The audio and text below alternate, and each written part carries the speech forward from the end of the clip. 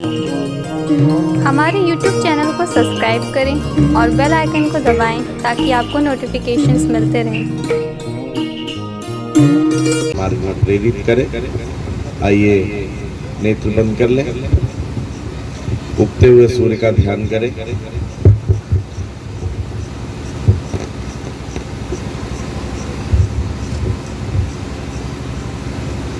उससे प्रार्थना करें कि वो परमात्मा हम सबकी बुद्धि को बलपूर्वक सन्मार्ग में प्रेरित करे। गायत्री मंत्र एक साथ एक स्वर।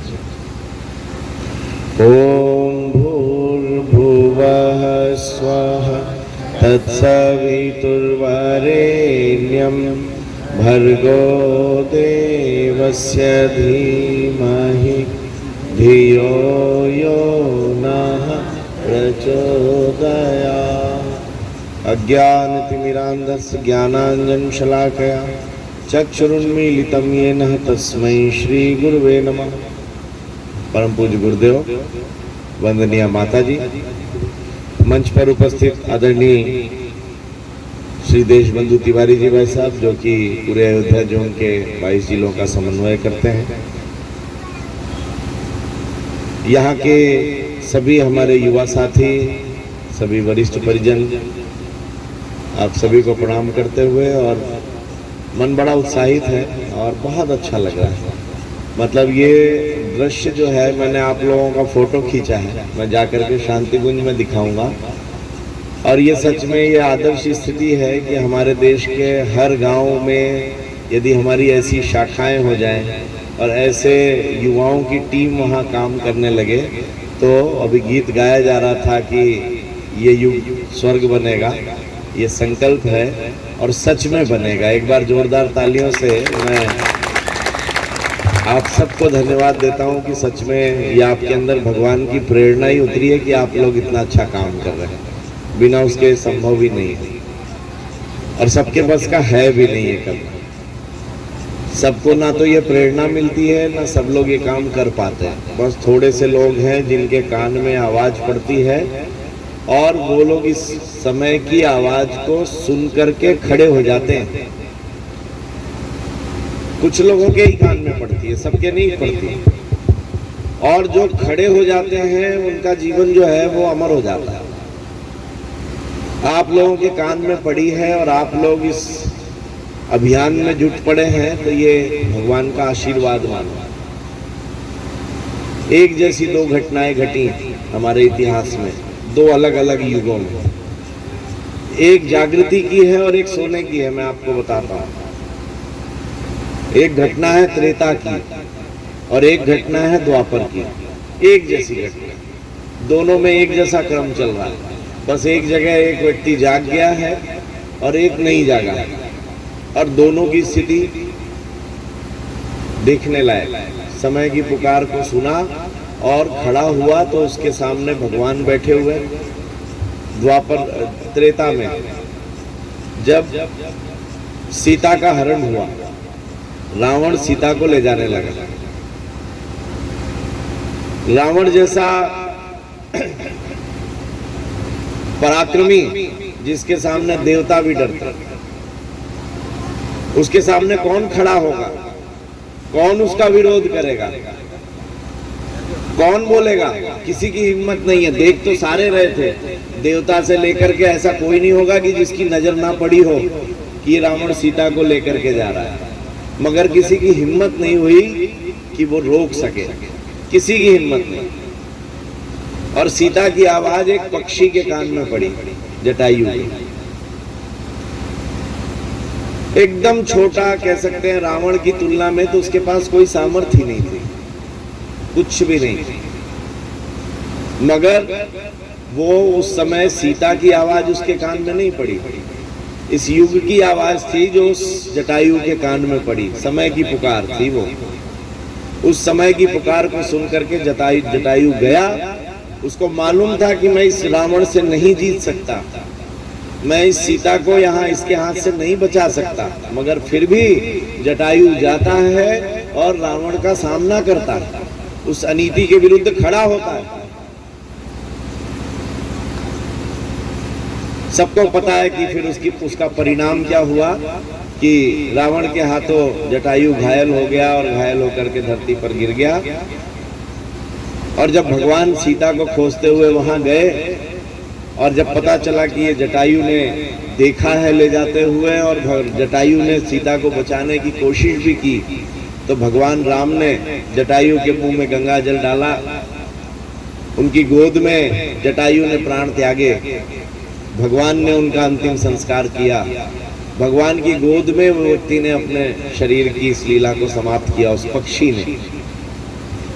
ये एक घटना है। दूसरी घटना, जहां सबसे कमजोर आदमी सबसे मजबूत आदमी के सामने आवाज उठा रहा है, ठीक है। दूसरी घटना कौरवों की सभा है और इस कौरवों की सभा में द्रौपदी का चीरहरण हो रहा है और वैसे तो बड़े बड़े लोग वहां बैठे हुए हैं।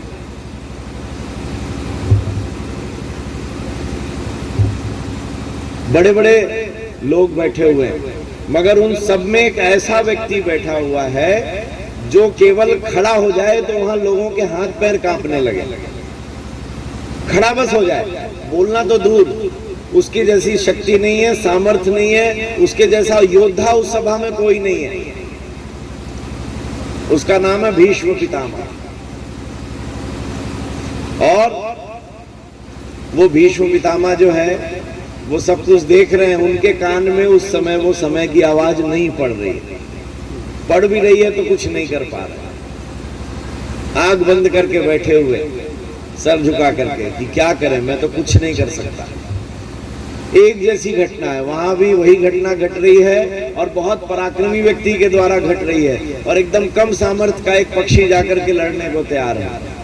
और यहाँ पर एक छोटा सा एक राजकुमार ये काम को कर रहा है और उस सभा में बैठा सबसे शक्तिशाली व्यक्ति भी कुछ नहीं बोल रहा है। और इसका परिणाम देखिए कि परिणाम ये है कि वही भीष्म पितामह है कि बाणों की सैया पर पड़े हुए, बाणों की सैया पर पड़े हैं, अपने कर्मों पर पश्चाताप कर रहे हैं। एक तरफ वो जटायु भगवान की गोद में अपने शरीर को त्याग रहा है और दूसरी तरफ भीष्म पितामह बाण के ऊपर पड़े पड़े अपने मृत्यु का इंतजार कर रहे हैं। ये अंतर है समय की आवाज को सुन लेने। सबके कान में नहीं पड़ती, कुछ के पड़ती है और कुछ ही सुन पाते हैं। जो सुन लेते हैं वही जग पाते हैं, वही जग पाते हैं। ये गायत्री परिवार युवा जागृति अभियान ये ऐसे ही आपके जैसे युवाओं को जागृत करने का, जगाने का अवसर समय है। बार बार कहा जाता है जागने के लिए, युवा जागृति, युवा जागृति। यहाँ भी लिखा है राष्ट्र को जागृत करेंगे, राष्ट्र को जगाएंगे।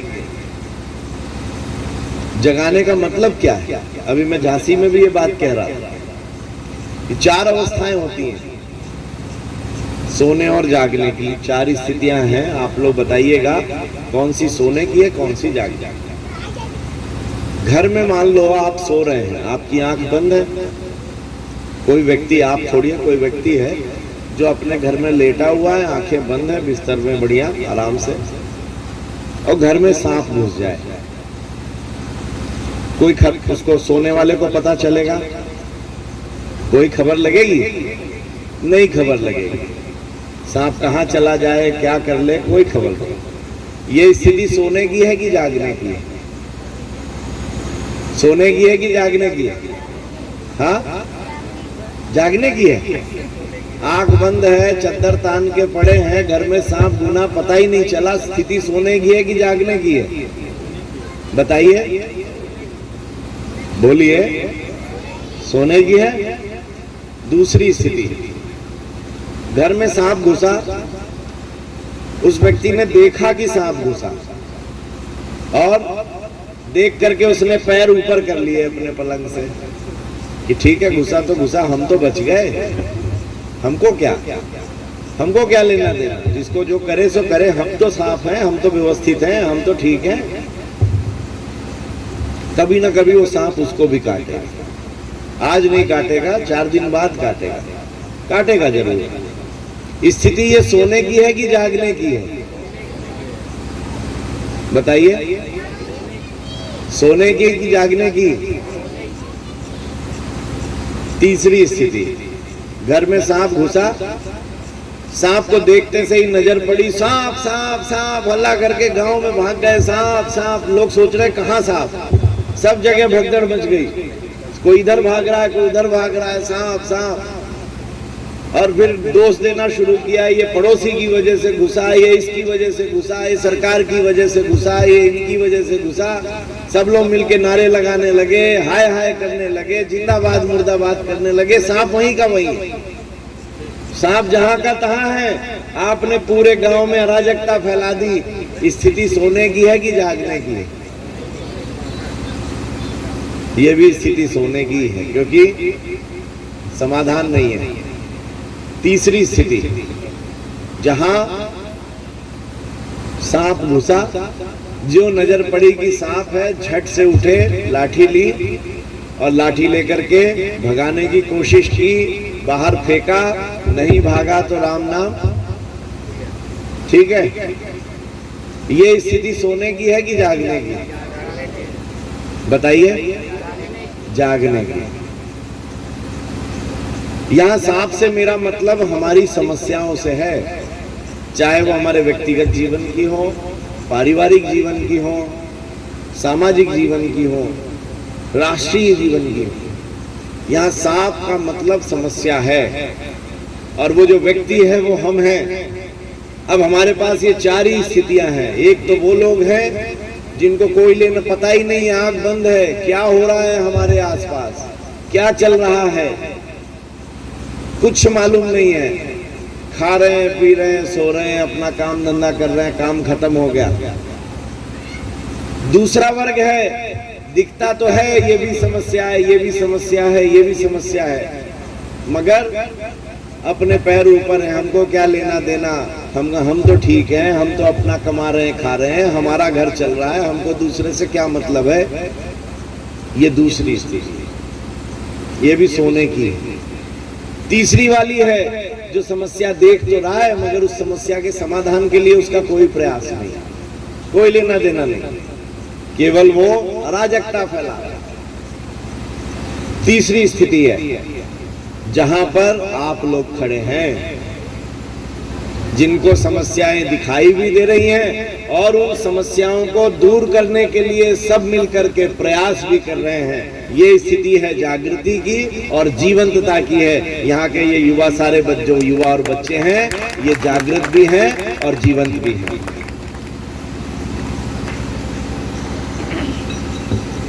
जागृत और जीवंत। हम सभी इसी युवा जागृति अभियान के अंतर्गत कार्य कर रहे हैं। जागो और जगाओ। गायत्री परिवार का युवा आंदोलन आत्मनिर्माण से राष्ट्र निर्माण की यात्रा पर चल रहा है। एक ही धुरी है, हम बदलेंगे, युग बदलेगा। हमारे माध्यम से इस राष्ट्र का निर्माण हम लोग करेंगे। पीछे मुड़ करके देखें कि साहब ये क्या अभी जरूरत पड़ी है क्या, इसी युग में अभी ये युवा जागृति की जरूरत पड़ी क्या? गायत्री परिवार इससे पहले हर युग में, हर समय, आप कोई भी दुनिया की क्रांति उठा करके देख लीजिए, भारत की नहीं दुनिया की किसी भी क्रांति को उठा करके देख लीजिए, उसके मूल में कौन है? उसके मूल में आपको युवा दिखाई देगा। किसी भी युग की क्रांति, चाहे भारत का इतिहास उठा के देख लीजिए, वैदिक काल को देखिए, चाहे त्रेता में भगवान राम और लक्ष्मण की क्रांति को देखिए, द्वापर में भगवान कृष्ण की क्रांति को देखिए, जब उसके बाद भगवान बुद्ध की क्रांति को देखिए, उनके साथ लगे हजारों भिक्षुओं को देखिए, और बुद्ध के बाद फिर और एक बाढ़ सी आती है महापुरुषों की। कौन लोग हैं? वो भारत के युवा हैं, चाहे वो शंकराचार्य हो, और चाहे वो शिवाजी हो, चाहे महाराणा प्रताप हो, चाहे विवेकानंद हो, चाहे सुभाष चंद्र बोस हो, आजादी की लड़ाई में लड़ने वाले ऐसे हजारों योद्धा हो, भगत सिंह हो, ये सब लोग कौन हैं? ये यौवन की ही तो परिभाषा है, ये युवा क्रांति की परिभाषा है। हर युग में किसी न किसी स्तर पर एक युवा जागा है और उसने उन समस्याओं के समाधान के लिए दो हाथ किए। ये इस युग की युवा क्रांति। जहां हमको न तलवार उठाने की जरूरत है, न बंदूक उठाने की जरूरत है, न हमें किसी की गर्दन काटनी है। फिर क्रांति कैसे होगी? इस बार की क्रांति विचारों की क्रांति। हम अपने जीवन को श्रेष्ठ बनाएंगे और अपने आसपास के वातावरण को अच्छा बनाएंगे, लोगों को अच्छा बनने के लिए मजबूर करेंगे। ये एक ऐसी क्रांति लेकर के हमारे सभी युवा साथी काम कर रहे हैं। परम पूज्य गुरुदेव वंदनीय माता जी की प्रेरणा लेकर। क्यों यौवन की बात की जा रही है, युवाओं की बात क्यों की जा रही है? तो देखिए, युवा जीवन का वसंत कहलाता है। यौवन जो है मानव जीवन का वसंत काल है। परमात्मा अपनी शक्तियां इसमें उड़ेल देता है। जैसे ऋतुओं में वसंत आती है, वैसे ही जीवन में ये वसंत आता है। आप अपने घर के किसी बुजुर्ग के पास बैठिए, थोड़ी देर तक आपसे आपके काम, थोड़ी देर की वर्तमान की बात करे तो करे, तुरंत वो व्यक्ति कहाँ चला जाता है? अपने यौवन में।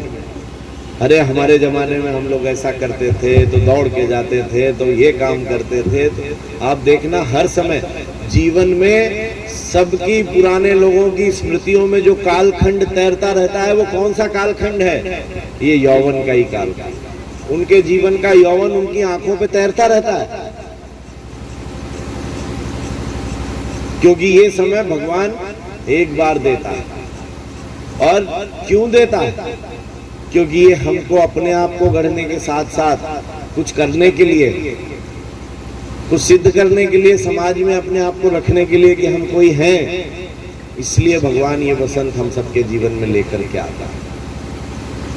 कुछ लोगों के जीवन में वो वसंत दिखाई देता है और फिर वो बना रहता है, फिर खत्म नहीं होता। रानी लक्ष्मीबाई के जीवन का वो यौवन का वसंत खत्म हुआ ही नहीं, आज भी वैसे ही। भगत सिंह के जीवन का वो वसंत खत्म हुआ ही नहीं।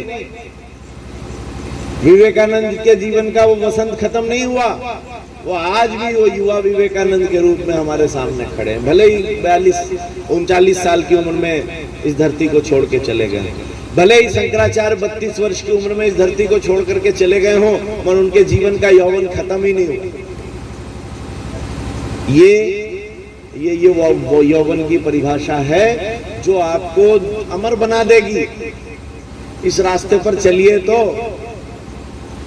नहीं तो कितने लोग हैं मर खप गए। उदाहरण के लिए ही कहूं, आप बताओ, झांसी की रानी जो है, कुछ लोगों को सीरियल देखे होंगे तो उनके पति का नाम तो याद होगा, याद है? रानी लक्ष्मीबाई के पति का नाम कितने लोगों को याद है? थोड़े से लोगों को। उनसे पहले जो राजा हुए झांसी के, उनका नाम याद है?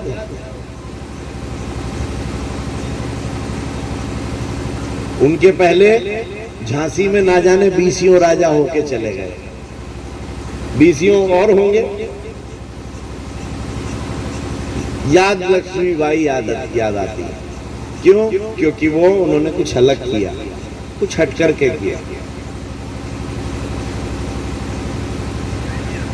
ना जाने कितने राजा इस देश में आए, राज करके चले गए, मगर कुछ हैं जिनकी छाप बनी रह गई।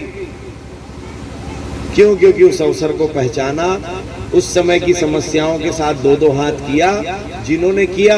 और मैं आपको बता दूं, इससे फर्क नहीं पड़ता कि वो सफल हुए कि नहीं हुए। इसमें से कितने राजा हैं, कितने लोग हैं क्रांतिकारी जो अपने अभियान में सफल नहीं हुए। रानी लक्ष्मीबाई क्या अपने अभियान में सफल हो गई थी? क्या देश आजाद करा दिया था क्या उन्होंने? नहीं करा पाई थी, उससे पहले शहीद हो गए। महाराणा प्रताप अपने अभियान में सफल हो गए थे क्या? उन्होंने भी मुगलों से देश आजाद नहीं करा पाए थे, बीच में उन्होंने भी वीरगति प्राप्त कर ली।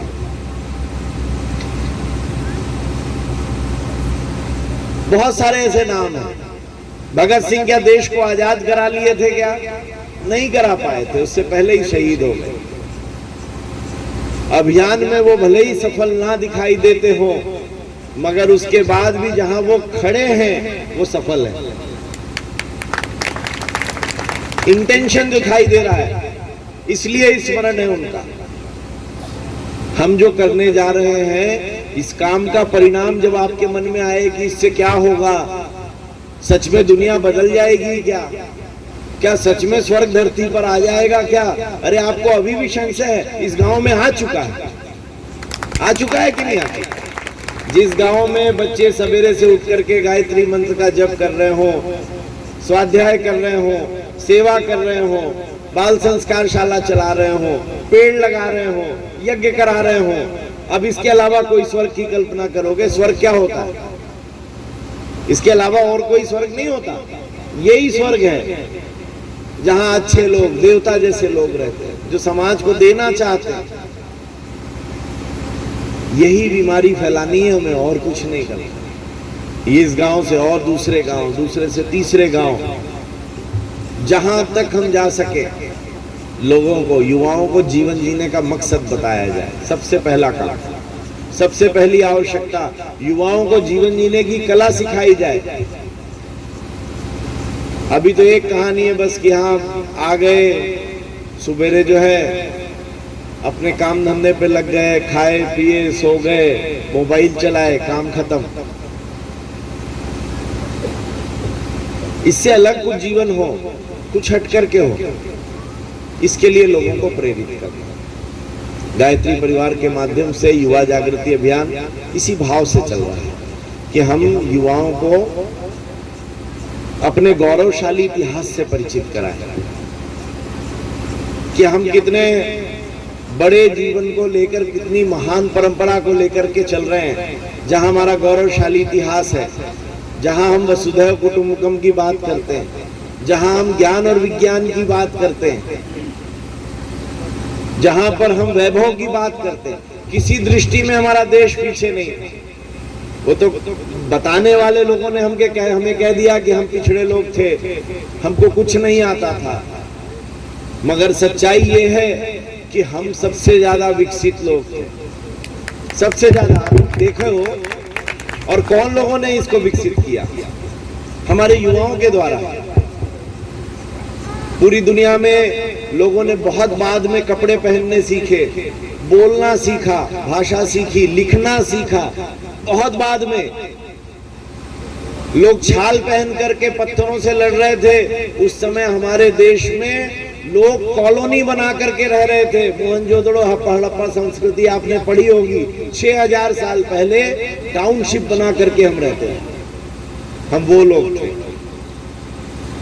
ये हमारी विकसित स्थिति थी, जहां नासा आज सैटेलाइट भेज करके और गणनाएं करता है कि धरती से सूर्य की दूरी कितनी है, परिक्रमा कितने दिन में करती है। हमारे यहाँ तो हमारी अवतार, और जहाँ पूरी दुनिया, इवन हमने भी विज्ञान में पढ़ा है कि पहले धरती के लिए बताया गया कि धरती पहले चपटी थी। बहुत दिन तक ये माना गया कि चपटी थी, इसका कोई एक छोर होगा जहाँ से लोग नीचे गिर जाएंगे। पढ़ा है ना आप लोगों ने, भूगोल में पढ़ाया जाता है। ये शोध करी जा रही थी और वैज्ञानिक वहीं तक पहुंचे थे। बाद में इन्होंने देखा धरती गोल है, और हमारे ऋषियों ने न जाने कब वराह अवतार बताया कि उन्होंने पृथ्वी को गोल, पृथ्वी को अपने मुंह पर रख करके और धरती की रक्षा करी। कोई सैटेलाइट भेज करके देखा था क्या कि धरती गोल है? अपने चेतना के स्तर पर देखा, जो कैलकुलेशन बता दी कि आज से 100 साल बाद भी ग्रहण कितनी तारीख को कितने बजे लगेगा, उसी बजे लगेगा। ये विज्ञान हमारा ज्ञान 5-6 हजार साल पहले दुनिया की पुरानी, सबसे पुरानी पुस्तक ऋग्वेद, ये हमारा गौरवशाली इतिहास। दान की परंपरा। अरे कोई व्यक्ति घर में बैठा हुआ है, दरवाजा खटखटाता है, उसके सामने एक आदमी आकर के खड़ा होता है, और छोटा मोटा व्यक्ति भी नहीं है, देवताओं का राजा है, और कह रहा है मुझे तुम्हारी हड्डियां चाहिए। आप कल्पना करो कि आज के जमाने में जो है ऐसा कुछ हो जाए, ऐसा कुछ हो जाए जिसमें आपके दरवाजे पे कोई आके खड़ा हो जाए कि आपकी हड्डियां चाहिए, क्या करोगे आप? वो कहते हैं कि ऐसा है कि कल मैं सुबह यज्ञ कर लूं, मेरा नित्य क्रम पूरा कर लूं, उसके बाद इस शरीर को त्याग दूंगा, फिर मेरी अस्थि ले जाना और वज्र बना लेना। ये परंपरा हमारे देश की। दान की हो, चाहे शिक्षा की हो, जहां पर ऐसी ऐसी बातें हमारे सिखाई गई बच्चों को, जो बचपन से उनको ब्रह्मज्ञानी बना दिया गया। ये हमारा गौरवशाली इतिहास। वर्तमान भी इससे कम नहीं है। वर्तमान को हम छोटा मत समझिए, हमारा वर्तमान भी बहुत ही तेजस्वी है। हम दुनिया की छाती पर सबसे जवान देश हैं और पूरे विश्व में भारत के युवा उन्नति करते हुए दिखाई दे रहे हैं। किसी भी क्षेत्र में चले जाइए आप, विज्ञान के क्षेत्र में आज वर्तमान की बात कहेंगे, आप तो पुरानी बात कर रहे हैं। चलो पुरानी तो गौरवशाली थी, अभी की कोई कम नहीं है। आप अमेरिका में चले जाइए, 22% इंजीनियर्स भारतीय। ब्रिटेन में लोग भारतीय डॉक्टर से इलाज कराना पसंद करते हैं। आप जो है, अब तो कई देश, बड़ी बड़ी कंपनियां, गूगल से लेकर के और बड़ी बड़ी कंपनियां, सारा उद्योग जगत भारत के युवा संभाल रहे हैं। कई देशों की राजनीति भारत के युवा संभाल रहे हैं। विश्व नेतृत्व को हमारा भारतवंशी युवा खड़ा हुआ है। उद्योग हो, राजनीति हो, कला हो, खेल हो, संस्कृति हो, हर क्षेत्र में हम भारत के युवा आगे बढ़ते हुए दिखाई दे रहे हैं। मगर इसी भारत का एक दृश्य और है, ये तो उजला वाला पक्ष है, जहां हम बहुत उन्नति करते हुए दिख रहे हैं। हम चांद पर चले गए, हम मंगल पर जा रहे हैं, सब जगह हमारी पहुंच है। मगर दूसरा पक्ष ये है कि हमारे देश में अभी भी आतंकवाद है, अभी भी नक्सलवाद है।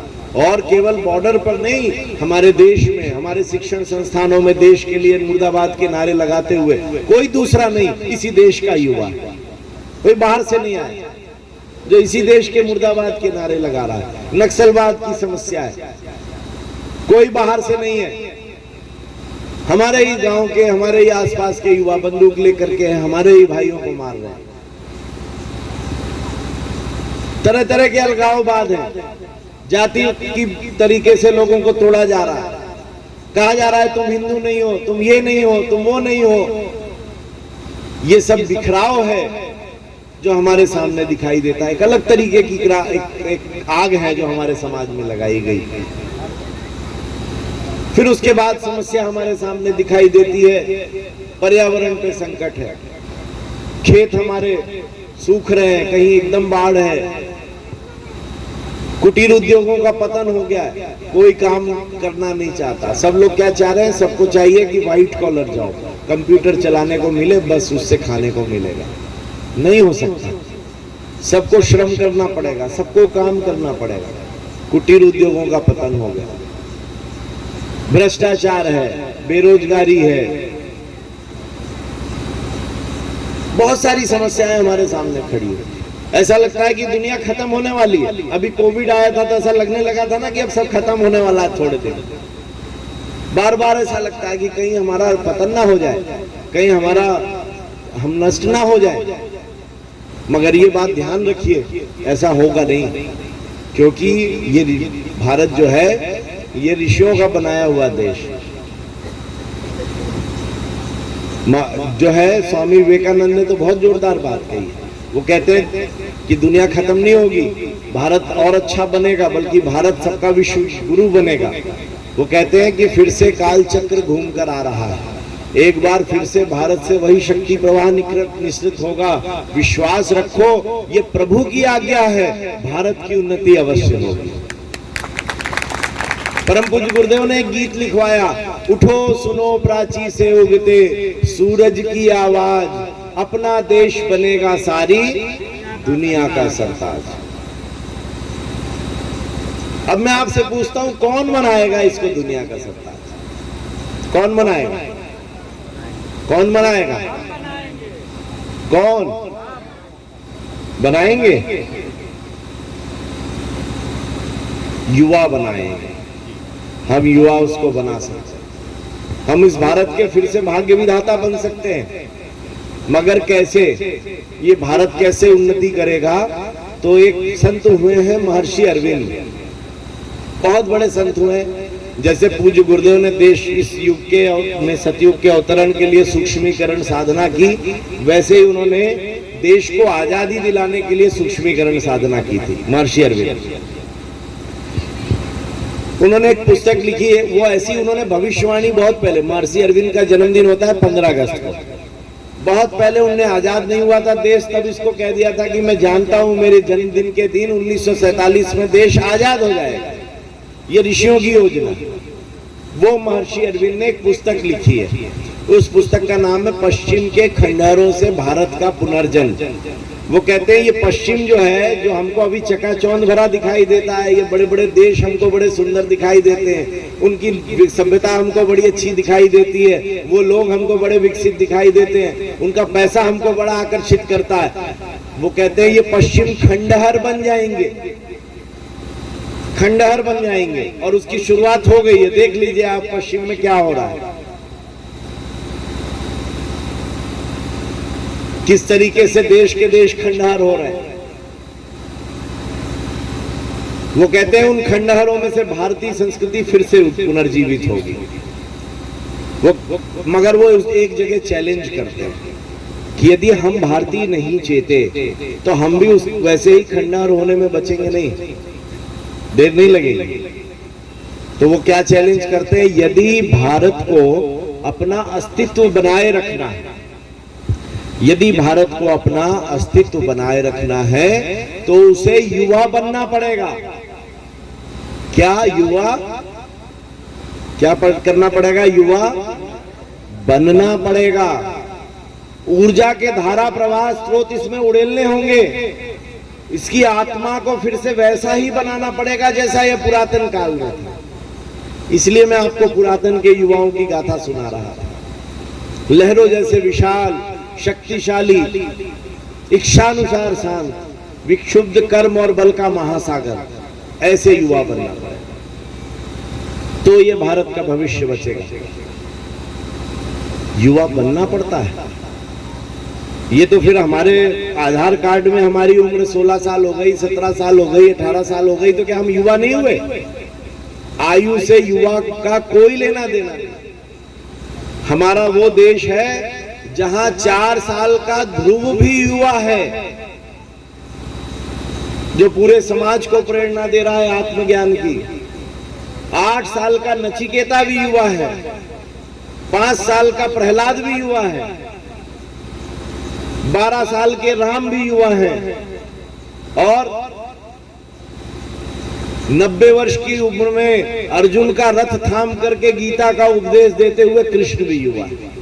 कृष्ण के जीवन में तो वो यौवन पूरे जीवन दिखाई देता है। जब वो अपनी एकदम छोटी उम्र में, बालपन में, जब वो पूतना को मार रहे हैं, दूसरे राक्षसों को मार रहे हैं, अलग तरीके की क्रांति है, पूरा युवा क्रांति आपको भगवान कृष्ण के जीवन में अभी 2 दिन पहले आपने जन्माष्टमी मनाई, आप देख लो, दिखाई देती है। क्या हुआ है?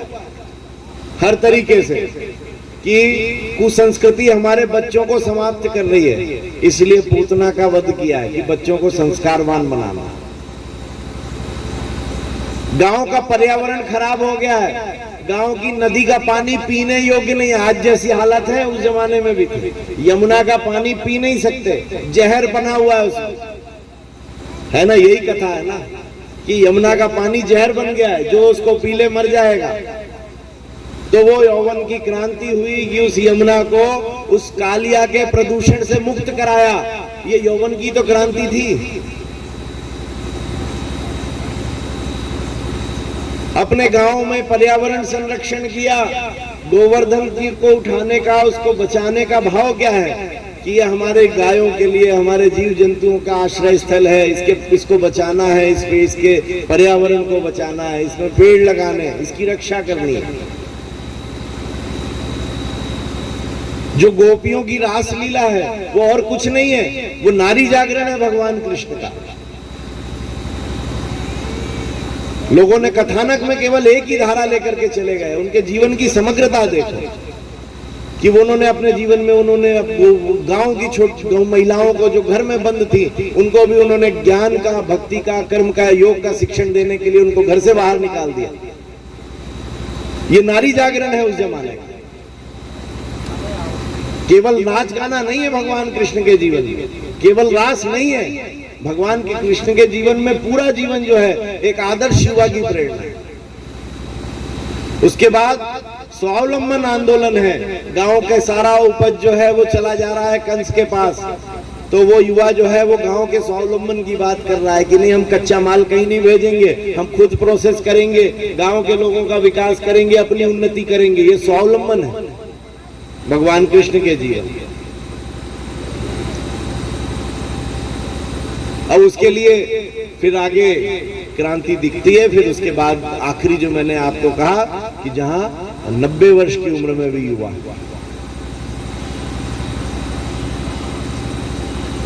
108 या 105 वर्ष के तुलसीदास भी युवा है। दामोदर सातवलेकर 67 साल के युवा है। भारत में युवा वर्ग जो है वो आयु से नहीं है, फिर किससे है? युवा की परिभाषा हमारे देश में है उमंग से, उत्साह से, जुनून से। युवा कौन? तो अभी तो युवा की परिभाषा यदि आपको करना हो शहरों में, खास करके गांव में तो भी स्थिति अच्छी है। युवा कौन? तो आपको उत्तर मिलेगा जो घर में सबसे देर से सो के उठता है, जो यहाँ वहां पान के टपरे में यहाँ वहां अपना टाइम पास करता है, जो मोबाइल में रील में अपना समय बर्बाद करता है, जो ये मॉल में और इसमें विंडो शॉपिंग करते हुए अपने समय की बर्बादी करता है, जो बात बात पे लोगों से लड़ाई झगड़ा दंगा फसाद को तैयार हो जाता है, लोगों से अशिष्टता का व्यवहार करता है। आज के समय में युवा की परिभाषा तो ये सब है। सच में युवा कौन है? युवा वो जिसमें उमंग है, युवा वो जिसमें उत्साह है, युवा वो जिसमें कुछ नया करने को जिसका अंतस मचलता है, जिसमें जुनून है, उमंग है, उत्साह है, जो वर्तमान में जीता है, भविष्य के सुनहरे सपने देखता है। मैंने पहले ही कहा बुजुर्ग कौन होता है? जो अपने पास्ट की बात करता है। और युवा कौन होता है? जो वर्तमान की बात करता है, आज की बात करता है, अभी की बात करता है, जो आज वर्तमान में जी रहा है और भविष्य के सुनहरे सपने सजो रहा है, वो युवा है। ऐसे युवाओं की खोज करना है, ऐसे युवा हमें बनना है। महर्षि अरविंद ने कहा युवा बनना है, तो देखिए भारत के भाग्य को भगवान ने बना करके भेजा है। शायद महापुरुषों का कथन ऐसे ही नहीं निकला। भारत को युवा बनाने की कोशिश की गई भगवान की तरफ से, और इस देश की जनगणना कहती है कि हमारे देश में अभी 65% से ज्यादा युवा है। आयु से हमारे देश में 15 साल से लेकर 35 साल की उम्र के 65% युवा है। इतनी बड़ी संख्या भगवान ने युवा बना करके तो भेज दी, मगर ऐसे युवा नहीं बनते। आयु से बनते होते तो कब के बन जाते, तो फिर युवा कैसे बनते? तो हमारा उपनिषद कहता है, तैत्तिरीय उपनिषद में एक सूत्र आता है, युवा स्यात्। युवा स्यात्। हमारे उपनिषद के ऋषि कह रहे हैं युवा बनो। वो ये नहीं कह रहे आप युवा हो। यदि मान लो उम्र से हो जाते तो वो क्यों कहते युवा स्यात्? उपनिषद का ऋषि हमसे कह रहा है युवा बन जाओ, मतलब आयु से कोई लेना देना नहीं है, युवा बनना पड़ता है। और कैसे बनना पड़ता है तो उसके उन्होंने सूत्र भी बताए, युवा स्यात्। तो कैसा युवा? तो वो कहते हैं साधु युवा। साधु युवा अध्यायिकः, आशिष्ठो, दृढ़िष्ठो, बलिष्ठ। 5 गुण बताए। ये 5 गुण जीवन में उतार लीजिए तो आप युवा बन जाएंगे, नहीं तो नहीं बनेंगे। युवा बनिए। कैसा? साधु युवा। साधु युवा मतलब श्रेष्ठ युवा बनिए, शालीन युवा बनिए। आचरण से अपने जीवन में श्रेष्ठता लेकर के आइए, अपने व्यक्तित्व को अच्छा बनाइए, अपने जीवन को ऊंचा उठाइए, अपने चिंतन चरित्र व्यवहार को श्रेष्ठ बनाइए। ये होता है साधु युवा।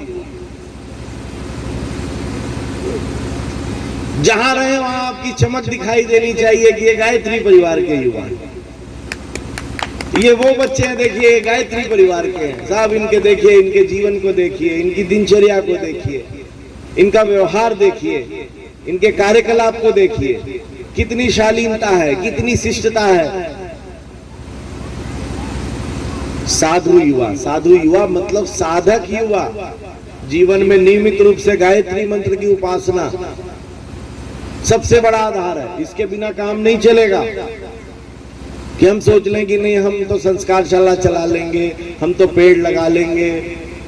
नहीं, सबसे पहले गायत्री मंत्र का जप करना पड़ेगा। कम से कम 15 मिनट, आधे घंटे कर लो तो और अच्छा है, मगर गायत्री मंत्र का जप, सूर्य का ध्यान नियमित रूप से, अपनी दिनचर्या को अच्छा बनाना पड़ेगा। तभी तो समय बचा पाओगे भगवान के काम के लिए। अस्त व्यस्त रहोगे तो क्या आप अपने लिए ही समय नहीं निकाल पाओगे? तो अपनी दिनचर्या को अच्छा बनाना पड़ेगा।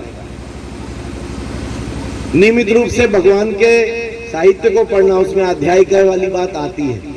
तो साधु युवा, दूसरा वाला है अध्यायिका, पढ़ने वाला युवा, स्वाध्यायशील। यहाँ साहित्य रखा हुआ है गुरुदेव का, आप लोग पढ़ते भी होंगे, सामूहिक स्वाध्याय भी करते होंगे, अपना स्वाध्याय मंडल भी चलाते होंगे, या संडे को पीडीसी भी करते हैं, मुझे कल जानकारी लगी। ये केवल इसलिए कि आपको अध्यायिका बनाने के लिए, स्वाध्यायशील बनाने के लिए। आपके मस्तिष्क पर यदि किसी चीज की चमक दिखाई देगी तो वो आपके ज्ञान की दिखाई देगी। इस बात को हमेशा याद रखना, कहीं पर रहेंगे। माथा चमकेगा तो ज्ञान से चमकेगा। इसलिए अपने शास्त्रों को पढ़ना शुरू करिए, अध्याय का। तीसरी बात, आशिष्ट हो। आशिष्ट हो मतलब शालीन युवा, जीवन में श्रेष्ठता लेकर के आइए, शालीनता लेकर के आइए। शालीनता, गुरुदेव ने लिखा, शालीनता बिना मोल मिलती है और उसे सब कुछ खरीदा जा सकता है। ठीक है, आशिष्ट हो, दृढ़िष्ठ हो, मन से मजबूत रहना हमेशा। बहुत मुश्किलें आएंगी, आप लोग काम करने चलोगे, लोग उल्टा सीधा बोलेंगे, लोग बुरा बुला बोलेंगे। घर की तरफ से भी कई बार हो सकता है आपका विरोध होगा, समाज की तरफ से विरोध होगा, मन कमजोर होगा, उसको मजबूत बनाना पड़ेगा। बहुत मजबूती से समाज की बुराइयों के विरोध में खड़ा होना पड़ेगा। इसके लिए आपको दृढ़िष्ठ होना पड़ेगा, एकदम मन से मजबूत, अंगद के जैसे पैर जमा करके काम करना पड़ेगा। दृढ़िष्ठ हो। और ये समाज का काम, भगवान का काम इतना आसान है नहीं, सबके बस का है नहीं। उसमें सहयोग करने के लिए हनुमान जैसे लोग चाहिए। सेना बहुत बड़ी थी, 18 पद्म जो थे ना, वो तो खाली सेनापति थे जो सीता को खोजने गए। रावण से लड़ने के लिए जो उसमें बखान आता है, तो सुग्रीव के पास सेना थी 18 पद्म सेनापति। मान लो एक सेनापति के साथ 4 की भी टुकड़ी लगा दो तो पद्म कितना बड़ी संख्या होती है, फिर उसमें मल्टीप्लाई करो 4। इतने सारे बंदर सीता की खोज में गए, मगर भगवान ने वो जो अंगूठी है वो हनुमान को ही दी, क्योंकि सामर्थ्य देख रहे थे कि हाँ ये कर सकते हैं। मालूम है भगवान सबको काम नहीं बताता, ना सबको प्रेरणा देता है। उसके लायक अपनी पात्रता विकसित करो, अपने शरीर को मजबूत करो, अपने मन को मजबूत करो। दृढ़िष्ठ और बलिष्ठ, शरीर भी मजबूत चाहिए। अपने ऐसा ना हो कि एकदम हम जो है मरे जा रहे हैं, ऐसा नहीं चाहिए। शरीर से भी मजबूत, मन से भी मजबूत, ज्ञान से मजबूत, आचरण में शालीनता और जीवन में साधक का गुण। ये 5 गुण है जो हमारे उपनिषद कहते हैं यदि आप ऐसे बन जाओ तो आप युवा बन जाओगे। युवा बनो। ऐसे युवाओं की खोज गायत्री परिवार कर रहा है, उनको गढ़ रहा है, उनका मंडल बना रहा है। आप लोग अलग अलग गांव से होंगे, अपने मंडल आपके चल रहे हैं, उसमें और लोगों को जोड़िए, अपनी अपनी ये बीमारी को फैलाइए, अच्छाई की। लोग आपके साथ गायत्री मंत्र जपना शुरू कर दें, स्वाध्याय करना शुरू कर दें, आपकी संस्कारशालाएं और चलने लगे, आप दूसरा काम ले लो, दूसरे भाई बहन इस काम को आगे बढ़ाने लगे। तो ये अपनी टीम को बढ़ाना, संगठित होना, संघबद्ध होकर काम करना, अकेले नहीं हो सकता।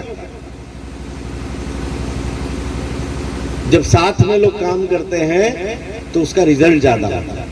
ठीक है, संगबद्ध होकर के और फिर सृजन का काम करना। अकेले हम सोचें कि साहब हम तो बढ़िया इंसान बन गए, हमने तो अपने जीवन को अच्छा बना लिया, अब ये सेवा करनी जरूरी है क्या?